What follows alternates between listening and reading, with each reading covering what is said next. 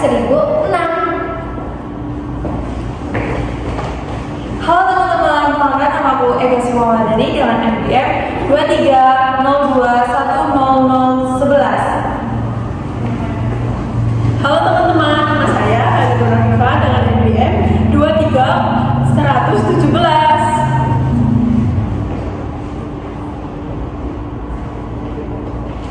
Nah, jadi untuk yang pertama itu kita akan membahas kerangka dasar penyusunan dan penyajian laporan keuangan syariah atau KDPP-LKS. Jadi, kerangka dasar penyusunan dan penyajian laporan keuangan syariah atau KDPP-LKS syariah merupakan pengaturan akuntansi yang memberikan konsep yang mendasari penyusunan dan penyajian laporan keuangan atas transaksi syariah. Berbeda dengan kerangka konseptual pelaporan keuangan atau KKPK pada SKA umumnya yang mengacu kepada transaksi konvensional atau KDPP-LKS syariah memberikan konsep dasar paradigma asas transaksi syariah dan karakteristik transaksi syariah. Yang selanjutnya yaitu ada sejarah KDPP-LK syariah. KDPP-LK ini pertama kali disahkan oleh Dewan Standar Akuntansi Keuangan Ikatan Akuntansi Indonesia atau DSAK IAI pada tanggal 27 Juni 2007 dan masih berlaku hingga saat ini.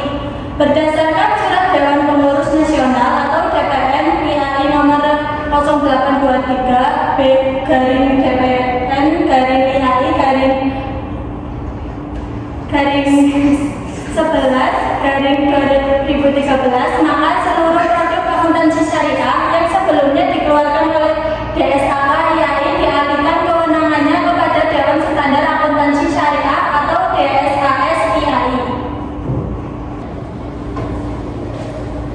Kemudian kita akan membahas asas transaksi syariah.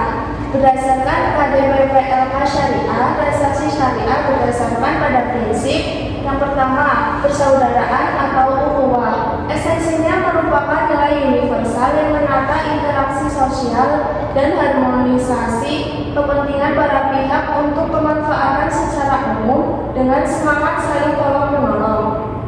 Transaksi syariah menjunjung tinggi nilai kebersamaan dalam memperoleh manfaat atau sharing ekonomi, sehingga seseorang tidak boleh mendapat keuntungan di atas kerugian orang lain. Ukhuwah dalam transaksi syariah berdasarkan prinsip saling mengenal atau ta'aruf, saling memahami tafahum, saling menolong ta'awun, saling menjamin takaful, saling bersinergi dan beraliansi tahaluf. Yang kedua, keadilan adalah esensinya menempatkan sesuatu hanya pada tempatnya dan memberikan sesuatu hanya pada yang berhak serta memperlakukan sesuatu sesuai posisinya. Implementasi keadilan dalam kegiatan usaha berupa aturan prinsip muamalah yang melarang adanya unsur 1. Riba atau unsur bunga dalam segala bentuk dan jenisnya, baik riba nasi'ah maupun fadl. Yang kedua, kezaliman atau unsur yang merugikan diri sendiri, orang lain maupun lingkungan. Yang ketiga, maisir atau unsur judi dan sikap spekulatif. Yang keempat, horor atau unsur ketidakjelasan. Dan terakhir, haram atau unsur haram baik dalam barang maupun jasa serta aktivitas operasional yang terkait. Yang ketiga, kita akan membahas kemaslahatan atau maslahah. Esensinya merupakan segala bentuk kebaikan dan manfaat yang berdimensi duniawi dan ukhrawi, material dan spiritual, serta individual dan kolektif. Yang keempat, keseimbangan atau tawazun. Esensinya meliputi keseimbangan aspek material dan spiritual, aspek privat dan publik, sektor keuangan dan sektor real, bisnis dan sosial, dan keseimbangan aspek pemanfaatan dan pelestarian. Transaksi syariah tidak hanya menekankan pada maksimalisasi keuntungan perusahaan semata untuk kepentingan pemilik atau shareholder, sehingga manfaat yang didapatkan tidak hanya difokuskan pada pemegang saham, akan tetapi pada semua pihak yang dapat merasakan manfaat adanya sesuatu kegiatan ekonomi. Selanjutnya ada transaksi dan karakteristik transaksi syariah. Yang pertama, transaksi hanya dilakukan berdasarkan prinsip saling paham dan saling ridho. Yang kedua, prinsip kebebasan bertransaksi diakui sepanjang objeknya halal dan baik atau thayyib. Yang ketiga, transaksi dilakukan berdasarkan suatu perjanjian yang jelas dan benar serta untuk keuntungan semua pihak tanpa merugikan pihak lain. Yang keempat, uang hanya berfungsi sebagai alat tukar dan satuan pengukur nilai, bukan sebagai komoditas. Tujuan dan peranan. Kerangka dasar ini menyajikan konsep yang mendasari penyusunan dan penyajian laporan keuangan bagi para penggunanya. Tujuan kerangka ini adalah untuk digunakan sebagai acuan bagi penyusun standar akuntansi keuangan syariah dalam pelaksanaan tugasnya. Penyusun laporan keuangan untuk menanggulangi masalah akuntansi syariah yang belum diatur dalam standar akuntansi keuangan syariah. Auditor dalam memberikan pendapat mengenai apakah laporan keuangan disusun sesuai dengan prinsip akuntansi syariah yang berlaku umum, dan para pemakai laporan keuangan dalam menafsirkan informasi yang disajikan dalam laporan keuangan yang disusun sesuai dengan standar akuntansi sesuai keuangan syariah. Meliputi investor, pemilik dana core, pemilik dana sita temporer, pemilik dana titipan, pembayar dan penerima ZIS dan wakaf, pengawas syariah, karyawan, pemasok, pelanggan, pemerintah, dan masyarakat. Selanjutnya yaitu asumsi dasar. Dasar aktual merupakan pengaruh transaksi dan peristiwa lain diakui pada saat kejadian dan bukan pada saat kas atau setara kas diterima atau dibayar, dan diungkapkan dalam catatan akuntansi serta dilaporkan dalam keuangan pada periode yang bersangkutan. Selanjutnya, kelangsungan usaha. Laporan keuangan biasanya disusun atas dasar asumsi kelangsungan usaha entitas syariah dan akan melanjutkan usahanya di masa depan. Selanjutnya yaitu karakteristik kualitatif laporan keuangan. Yang pertama, dapat dipahami. Dua, dapat dibandingkan. Yang ketiga, relevan. Dan yang keempat, keandalan. Selanjutnya ada unsur-unsur laporan keuangan. Yang pertama yaitu komponen laporan keuangan yang mencerminkan kegiatan komersial. Kedua, laporan posisi keuangan. Ketiga, laporan laba rugi. Keempat, laporan arus kas. Dan kelima, laporan perubahan ekuitas. Lalu yang keenam, komponen laporan keuangan yang mencerminkan kegiatan sosial. Ketujuh, laporan sumber dan penggunaan dana zakat. Ke-8, laporan sumber dan penggunaan dana kebajikan. Ke-9, komponen laporan keuangan lainnya yang mencerminkan kegiatan dan tanggung jawab khusus entitas syariah tersebut.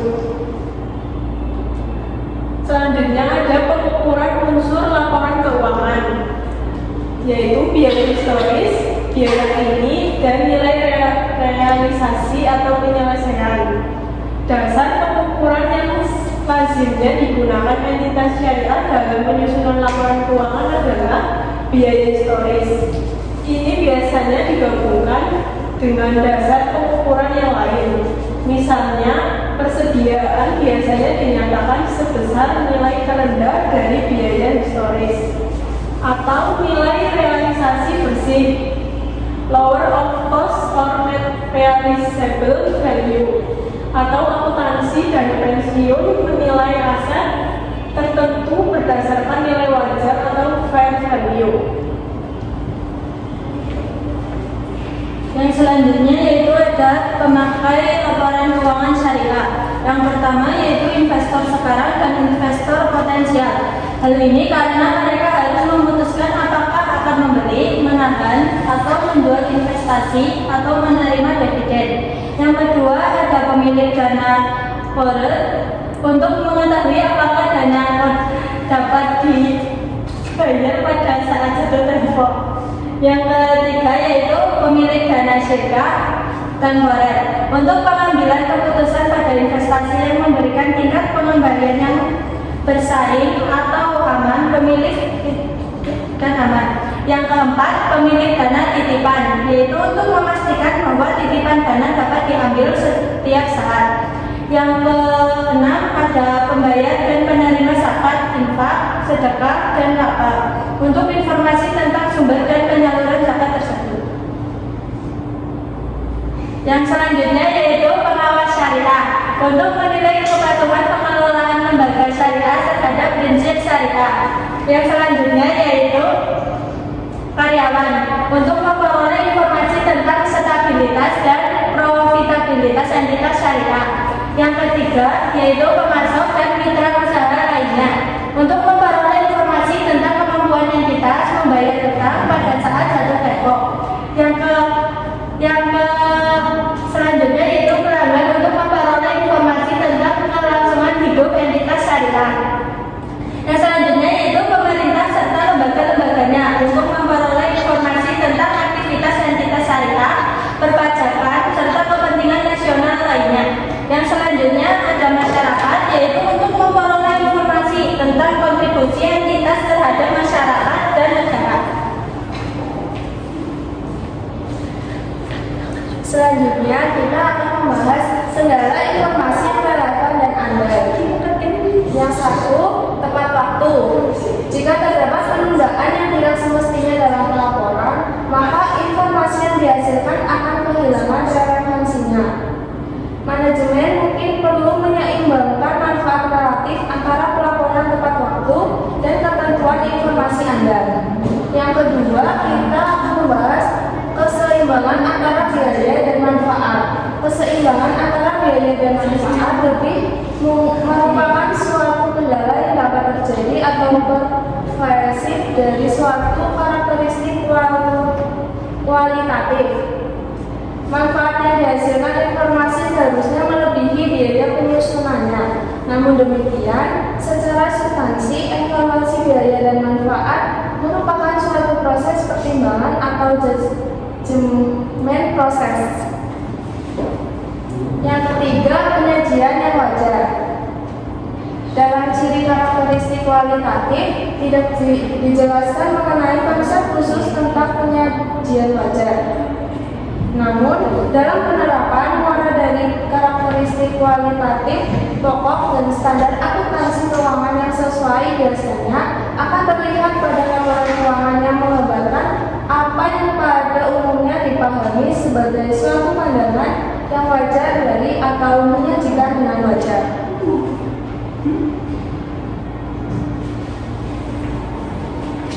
Nah, sekarang sudah masuk ke contoh penggunaannya di Bank Mega Syariah. Ini logonya ya teman-teman. Sejarah Bank Mega Syariah. Pada awalnya dikenal sebagai PT Bank Umum Tugu atau Bank Tugu, yaitu bank umum yang didirikan pada 14 Juli 1990, kemudian diakuisisi oleh para Global Investindo dan PT Parakan Investama pada 2001. Akuisisi ini diikuti dengan perubahan kegiatan usaha pada tanggal 27 Juli 2004 yang semula Bank Umum konvensional menjadi Bank Umum Syariah dengan nama PT Bank Syariah Mega Indonesia atau BSMI, serta dilakukan perubahan logo untuk meningkatkan citranya di masyarakat sebagai lembaga keuangan syariah yang terpercaya. Selanjutnya masih sejarah Bank Mega Syariah. Pada tanggal 25 Agustus 2004, BSMI resmi beroperasi. Hampir 3 tahun kemudian, pada 7 November 2007, pemegang saham memutuskan untuk melakukan perubahan logo BSMI sehingga lebih menunjukkan identitas sebagai bagian dari grup Mega Corpora. Sejak 2 November 2010 hingga saat ini dikenal sebagai PT Bank Mega Syariah. Sejak 16 Oktober 2008, Bank Mega Syariah telah memperoleh izin untuk beroperasi sebagai bank devisa. Dengan status tersebut, bank dapat melakukan transaksi devisa dan terlibat dalam perdagangan internasional. Artinya, status itu juga telah memperluas jangkauan bisnis bank sehingga tidak hanya menjangkau ranah domestik, tetapi juga ranah internasional. Strategi perluasan pasar dan status bank devisa itu akhirnya semakin memantapkan posisi Bank Mega Syariah sebagai salah satu bank umum syariah terdepan di Indonesia. Selanjutnya masih mengenai sejarah Bank Mega Syariah. Pada tanggal 8 April 2009, Bank Mega Syariah memperoleh izin dari Kementerian Agama Republik Indonesia sebagai bank penerima setoran biaya penyelenggaraan ibadah haji atau BPS BPIH. Yang demikian, bank ini merupakan bank umum ke-8 yang tercatat sebagai BPS BPIH yang tersambung secara online dengan sistem komputerisasi haji terpadu atau SIS-KOHA Kementerian Agama Republik Indonesia. Izin itu menjadi landasan baru bagi Bank Mega Syariah untuk semakin melalui kebutuhan perbankan syariah bagi umat Indonesia. Selain itu, sejak tahun 2018, Bank Mega Syariah telah ditunjuk sebagai bank penerimaan, bank penempatan dan bank mitra investasi oleh Badan Pengelola Keuangan Haji atau BPKH. Dan selanjutnya di tahun 2019, BPKH mempercayakan Bank Mega Syariah untuk menjadi salah satu bank likuiditas yang menjadi partner BPKH selaku penanggung jawab pengelolaan dana haji Indonesia. Selanjutnya masih mengenai sejarah Bank Mega Syariah. Untuk mewujudkan visi tumbuh dan sejahtera bersama bangsa, PT Mega Corporation sebagai pemegang saham mayoritas memiliki komitmen dan tanggung jawab penuh untuk menjadikan Bank Mega Syariah sebagai bank umum syariah terbaik di industri perbankan syariah nasional. Komitmen tersebut dibuktikan dengan terus memperkuat modal bank. Dengan demikian, Bank Mega Syariah akan mampu memberikan pelayanan terbaik dalam menghadapi persaingan yang semakin ketat dan kompetitif di industri perbankan nasional. Misalnya pada tahun 2010, sejalan dengan perkembangan bisnis melalui rapat umum pemegang saham atau RUPS, pemegang saham meningkatkan modal dasar dari 400 miliar rupiah menjadi 1,2 triliun rupiah dan modal disetor bertambah dari 150 miliar menjadi 319 miliar. Saat itu jumlah modal disetorkan telah mencapai 847 miliar.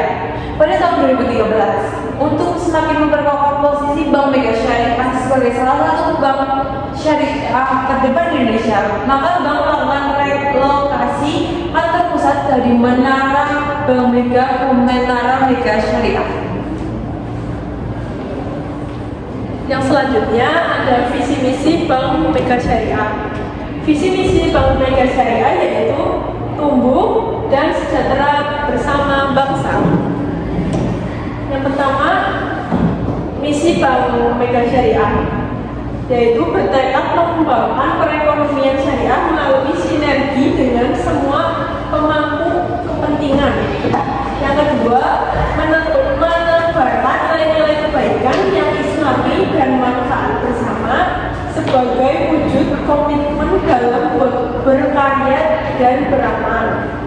Yang ketiga, senantiasa meningkatkan kecakapan diri dan berinovasi mengembangkan produk serta layanan terbaik yang sesuai dengan kebutuhan masyarakat.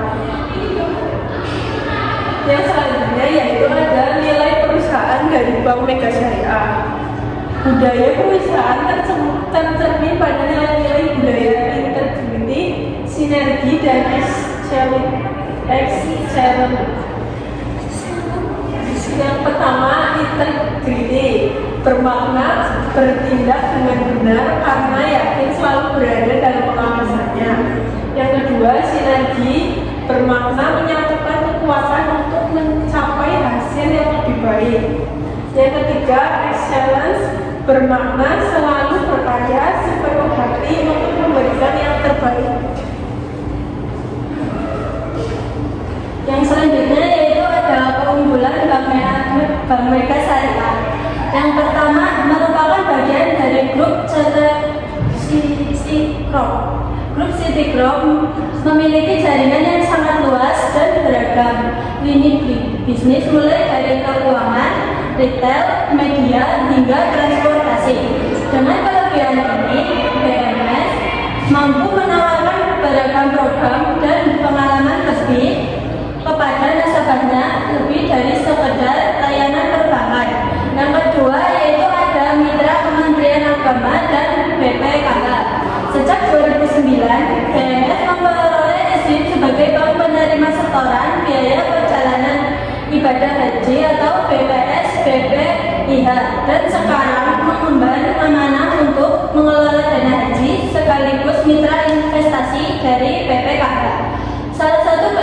kerjasama terbaru yang dilaksanakan adalah pembukaan payment point di kantor Kementerian Agama untuk memudahkan nasabah melakukan pendaftaran ibadah haji.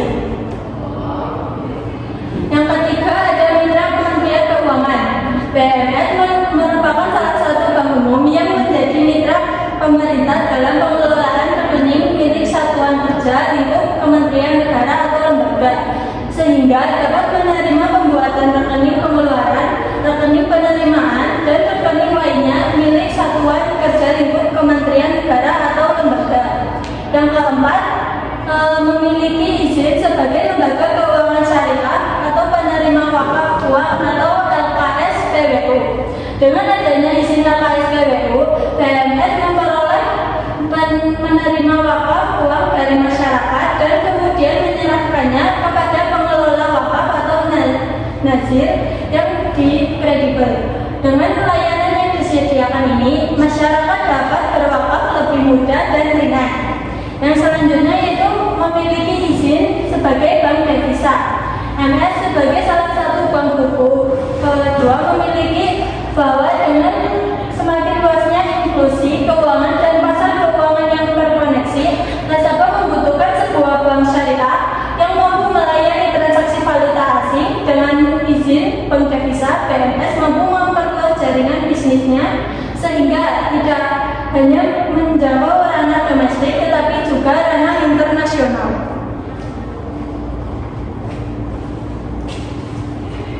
Selanjutnya kita akan membahas produk Bank Mega Syariah. Yang pertama itu adalah simpanan, tabungan berkah utama IB, tabungan syariah yang dapat digunakan untuk tarik tunai, transfer, cek saldo, pembayaran, hingga untuk kebutuhan belanja. Tabunganku IB menabung dengan produk tabunganku IB tanpa biaya admin dengan setoran awal yang ringan. Tabungan investasi IB, produk tabungan yang memberikan bagi hasil yang lebih tinggi dengan dana investasi yang lebih besar. Tabungan haji dan umroh IB, tabungan untuk merencanakan ibadah haji dan umroh mulai dari 100.000.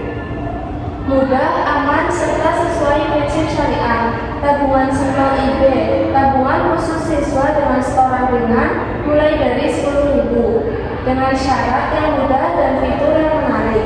Tabungan berkah rencana IB, produk tabungan berjangka dengan prinsip syariah yang membantu Anda merencanakan keuangan dan mewujudkan tujuan Anda.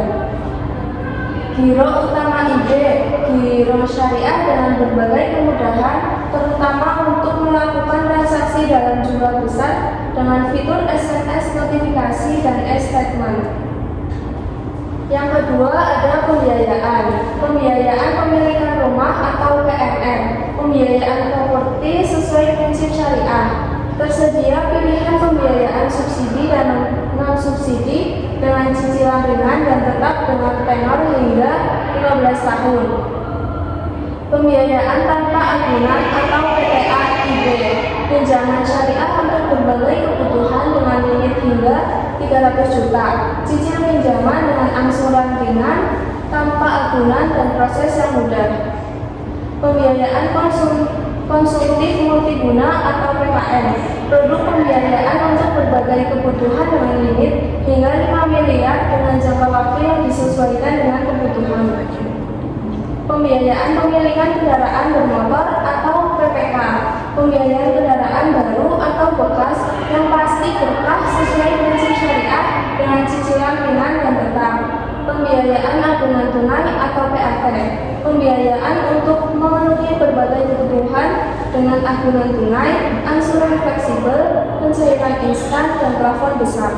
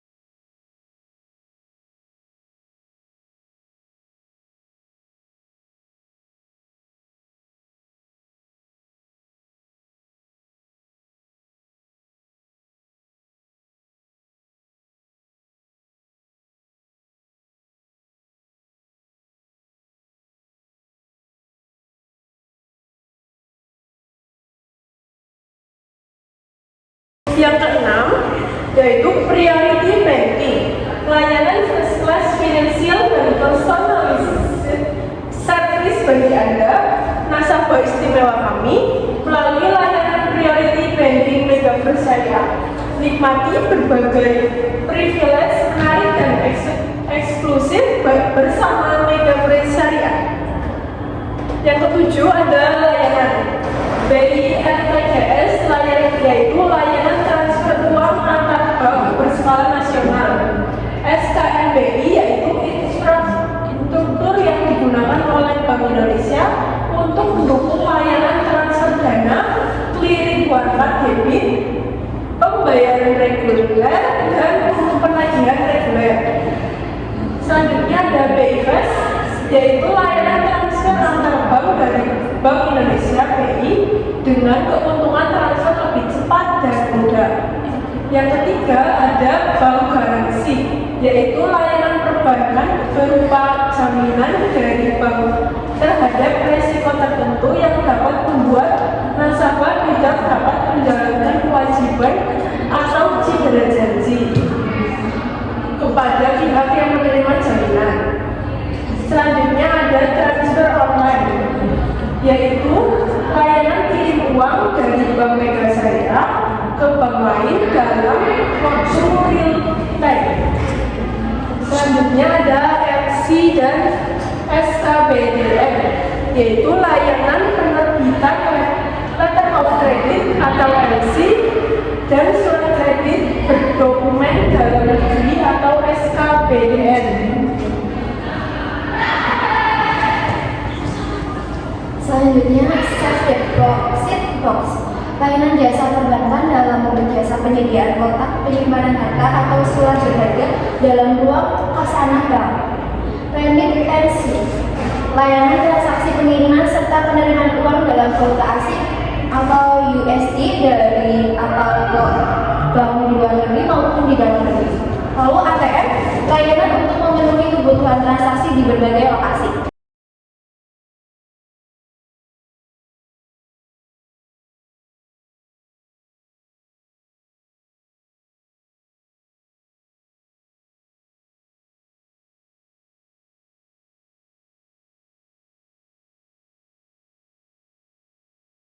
Yang selanjutnya yaitu adalah struktur kepemilikan Bank Mega Syariah. Bank Mega Syariah itu dipegang oleh Citicorp yang di bawahnya ada dua PT, yaitu PT yang pertama ada PT Citi Corpora, yang kedua itu ada PT Pararekan Investama. Nah, di bawahnya lagi ada PT Mega Corpora, dan yang terakhir yang tadi dibahas yaitu PT Bank Mega Syariah. Yang selanjutnya yaitu ada struktur organisasi Bank Mega Syariah. Kalian bisa cari sendiri di Google karena ini gambarnya kecil.